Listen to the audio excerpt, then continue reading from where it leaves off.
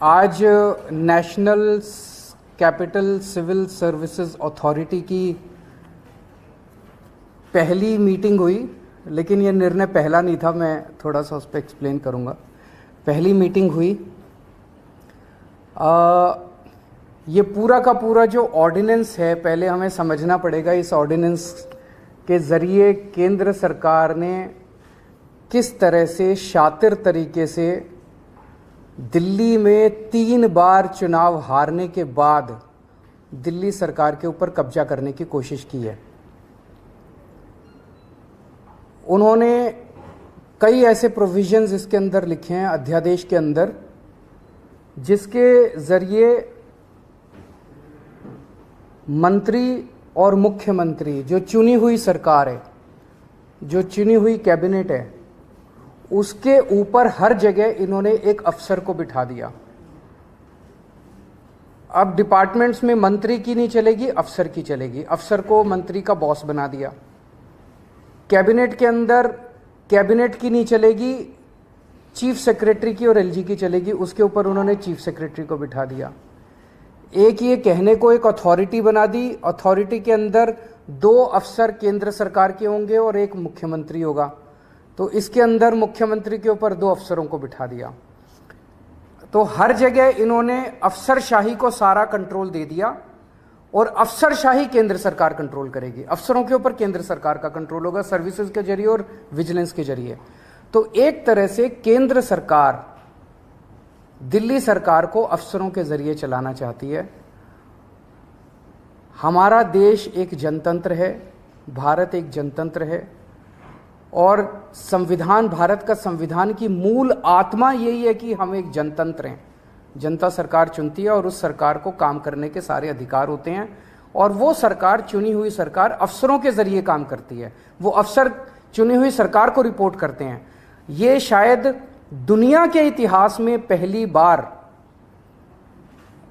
Bharatiya Janata party ने ऐसा षड्यंत्र रचा है कि अब अफसर जो है वो चुनी हुई सरकार के ऊपर होंगे। क्यों? क्योंकि उन अफसरों के ऊपर केंद्र सरकार का कंट्रोल है। केंद्र सरकार उन अफसरों को कंट्रोल करती है, किसी को भी ट्रांसफर कर सकती है, किसी को सस्पेंड कर सकती है। कि अफसरों के ऊपर केंद्र सरकार का कंट्रोल है और अफसर जो है वो मंत्रियों के ऊपर बैठेंगे। तो जैसे किसी भी डिपार्टमेंट में मंत्री जो है वो अगर कोई आदेश देगा तो अफसर डिसाइड करेगा कि आदेश सही है कि गलत है।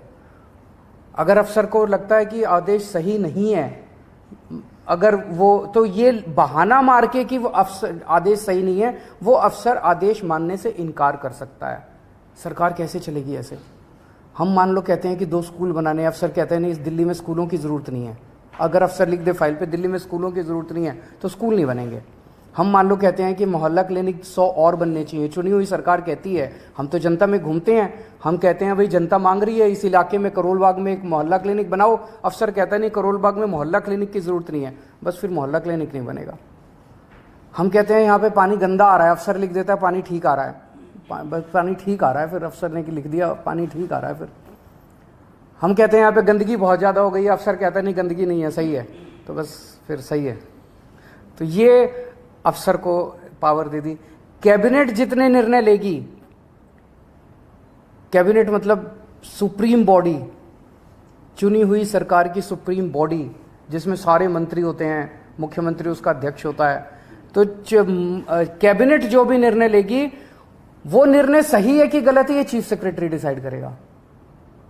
तो चीफ सेक्रेटरी डिसाइड करेगा कैबिनेट ने निर्णय सही लिया कि गलत लिया, और फिर वो एलजी को रिकमेंड करेगा। एलजी उस पे कैबिनेट के किसी भी निर्णय को पलट सकता है। ये तो संविधान में भी नहीं दे रखा कि एलजी किसी भी निर्णय को पलट सकता है। इन्होंने नया एक संविधान बदल दिया और ये अथॉरिटी बनाई है कि अथॉरिटी के अंदर मुख्यमंत्री बैठेगा, मुख्यमंत्री के सर पे 2 अफसर बैठेंगे।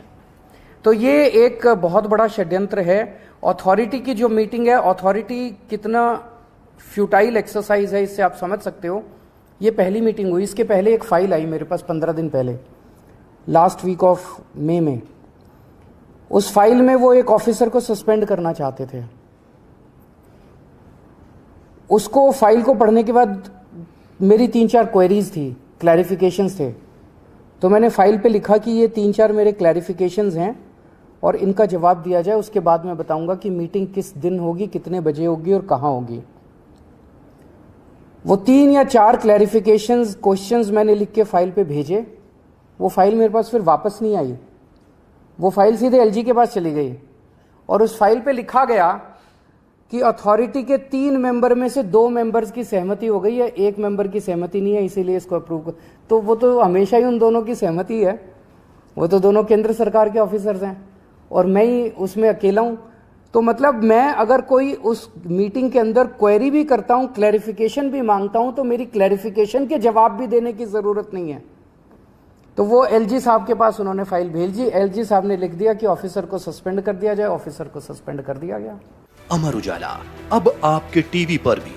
अपने स्मार्ट टीवी पर यूट्यूब पर सर्च करें अमर उजाला, चैनल सब्सक्राइब करें और देखें ताजा खबरें, वो भी HD क्वालिटी में। और हाँ, बेल आइकन दबाना ना भूलें ताकि हर खबर हो आपके घर। अमर उजाला, निष्पक्ष, निर्भीक, निरंतर।